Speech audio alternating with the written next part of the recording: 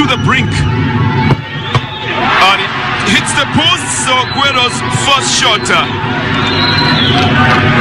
is with the power. You could hear it from a distance on how it ricochets off the post. Manula already beaten, but then it takes the post on Manula's left side. And it doesn't go in, so they're praying, Jacob. Yes. That things work on their side. Well, they're going to use Aruna Nyonzima as the man who's taking their shot for the Wekundu wa Msimbazi. This is the time everybody realizes that prayers are important.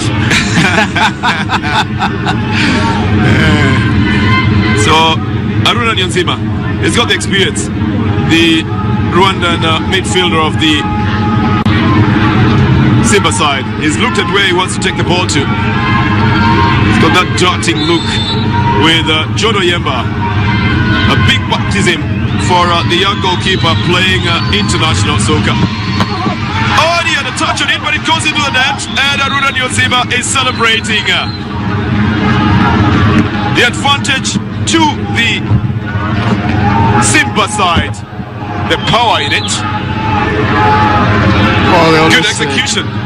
They always say that you need power when you kick the penalties. So Nyonzima just does that. Oh, he's a goalkeeper trainer. Mr. Sunil is not happy. On the side of the Shark City. Yes. He's been a goalkeeper trainer for long as well. He was at Tusker FC, wasn't he? As also a national team goalkeeper trainer. Also the national team. So it's 1-0 in favor of the Simba side.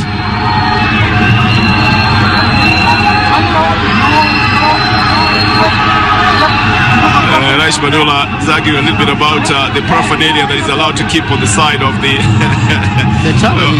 of the goal area. He says it's his towel.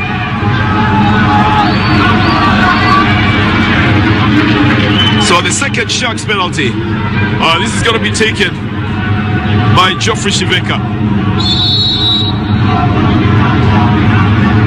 Takes a little bit of his time to compose himself. Shiveka versus Aish Manula. Shiveka gives it to Manula. Straight into his hands. Doesn't go too far. Doesn't get the power in there. And the advantage still remains with the Simba side. Maybe wanting to erase the memories of last year in the Sport Pesa Super Cup. Not a very well taken penalty. Watched intently by the technical bench. I'll tell you, he's a war of nerves here as the captain on the Simba sports side. Hussein Mohamed turned to take the second penalty for Simba. Well, they have the advantage, so it's just that Hussein must increase the advantage. If he doesn't, then they will still have only one goal advantage, and you never know what happens ahead. So Hussein then standing almost intimating that he's going to go on his left foot versus Oyemba. Oh! Hussein sends it overboard. The captain misses it. It's a big miss for sure. Massively big one. Well, it took his time. Well, that means that now the Sharks can come back into the game and level the scores, although the advantage will still be with the Simba side. But the fans want it finished off. This is going to be the new substitute. Kirui. Eric Kirui. Yes. He still has the fresh legs. He looked like a technical player, though he didn't have a lot of impact on the game. But can Kirui then pull one back?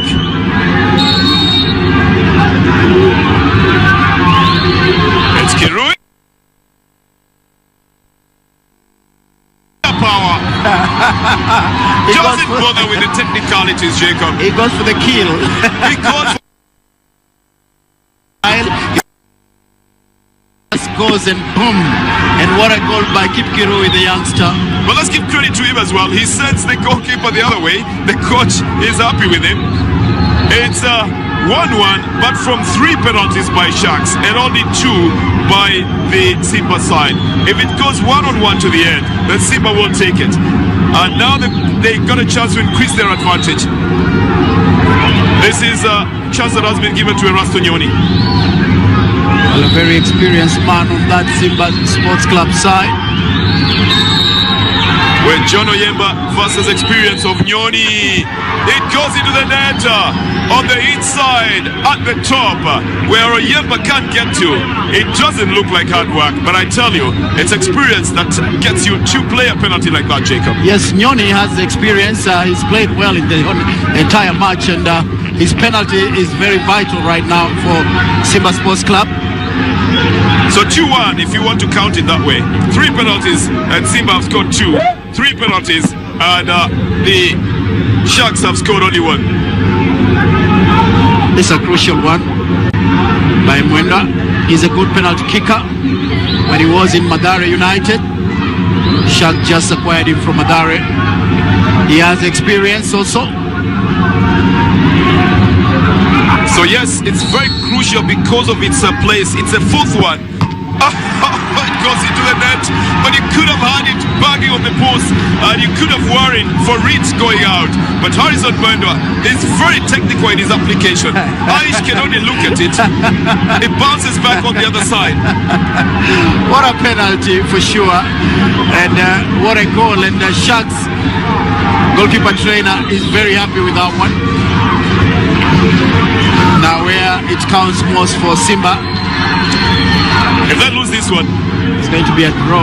It's going to be a draw, and that's where things will start turning. If they put it in, they still have their advantage.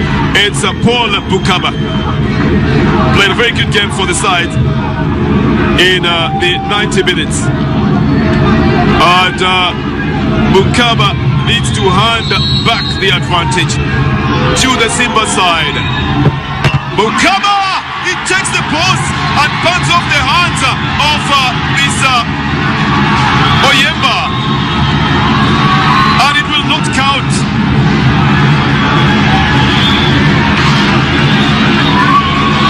It will not count, this one. Takes the upright, hits the goalkeeper and goes on the other side. It doesn't cross the line.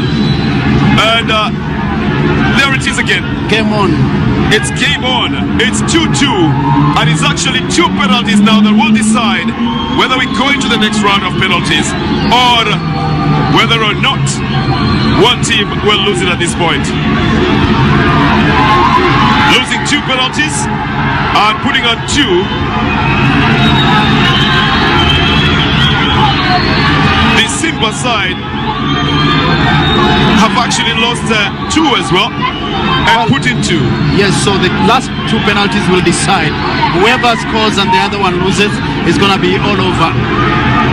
Well, look at the Sharks fans together with the younger fans already beginning some celebration just at the fact that they've now drawn level.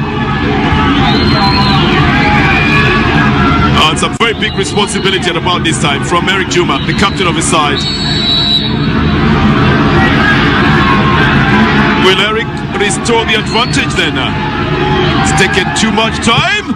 He can't beat Aish Manula with that. Aish Manula is just too fast and would get to that one very easily. Now the biggest moment of the game will fall to Jonas Mkude.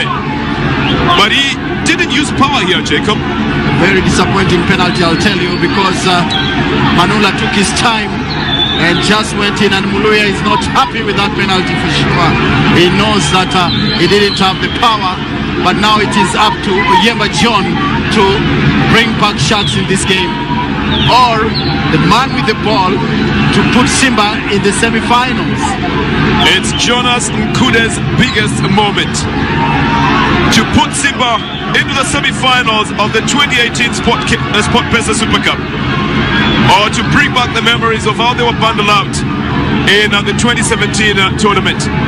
Nkude is anxious, the technical bench is anxious, the whole of the stadium is standing up in anticipation of what might happen here. Will Nkude be the superhero, or will John Oyemba be the superhero? Nkude is put it in the net, and Simba are in the semi-finals from penalty shootouts. Simba FC proceed to